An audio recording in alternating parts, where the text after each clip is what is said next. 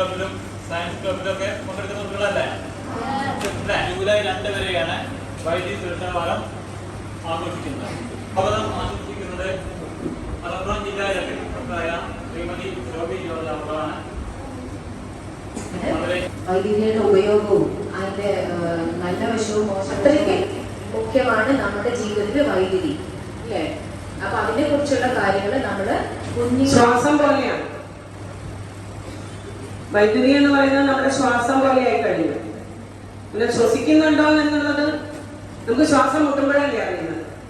ശ്വാസം കിട്ടാത്ത ഒരവസ്ഥ നമ്മൾ എവിടെയെങ്കിലും ചെല്ലുമ്പോ എന്തെങ്കിലും വാതകം ശ്വസിക്കുമ്പോഴോ അല്ലെങ്കിൽ വളരെ ടൈറ്റ് ആയിട്ടുള്ള ഒരു റൂമില് നമ്മളെല്ലാവരും കൂടെ അടച്ചിടുമ്പോഴോ ഒക്കെയാണ് നമുക്കത് ബോധവാന്മാരാകുന്നത്. നമ്മൾ അതുപോലെ തന്നെയാണ് നമ്മളൊരു റൂമിലേക്ക് കയറുമ്പോ ഇരുട്ടാവുമ്പോ മാത്രമാണ് നമ്മൾ വിദ്യാർത്ഥികളോട് സൂചിപ്പിച്ചതുപോലെ ഇപ്പൊ നമ്മുടെ വൈദ്യുതിയുമായി ബന്ധപ്പെട്ട അപകടങ്ങൾ കുറഞ്ഞു വരുന്ന സാഹചര്യമാണ്. സാധ്യത ഇവിടെ മാത്രം പോയതല്ല എന്നുള്ള സമാധാനം മാത്രമാണ്. ഈ കണ്ടിലേക്ക് നമ്മുടെ ജനജീവിതത്തിന്റെ സ്തംഭിക്കുന്ന ഒരവസ്ഥയാണ്.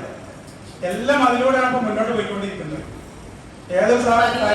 നമ്മളത് പലപ്പോഴും തിരിച്ചറിയാറില്ല. നമ്മൾ ഈ അപകടങ്ങളൊക്കെ തിരിച്ചറിഞ്ഞ് ജാഗ്രത പുലർത്തേണ്ട ഒരു കാലഘട്ടം തന്നെയാണ്. അപ്പൊ നമുക്ക് ഈ ഒരു സാഹചര്യത്തിലാണ് നമ്മുടെ ഇലക്ട്രിക്കൽ വകുപ്പ് ഇവിടെ ഇത്തരം ഒരു ബോധവൽക്കരണ ക്ലാസ് സംഘടിപ്പിച്ചിട്ടുള്ളത്. ഡോക്ടർ ഫൈസൽ റഹ്മാൻ